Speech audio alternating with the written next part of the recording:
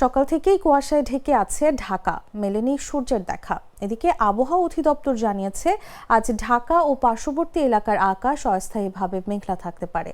এই সময় হালকা থেকে মাঝারি কুয়াশা পড়তে পারে। রোববার সকাল 7টা থেকে পরবর্তী 6 ঘন্টার ঢাকা ও পার্শ্ববর্তী এলাকার আবহাওয়ার পূর্বাভাসে এই তথ্য জানানো হয়েছে।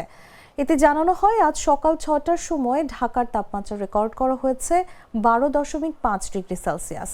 একই সঙ্গে বাতাসে আর্দ্রতা ছিল 97%। এছাড়া উত্তর ও উত্তর পশ্চিম দিক থেকে ঘন্টায় 5 থেকে 12 কিলোমিটার বেগে বাতাস বয়ে যেতে পারে। এ সময় দিনের তাপমাত্রা বেড়ে যেতে পারে।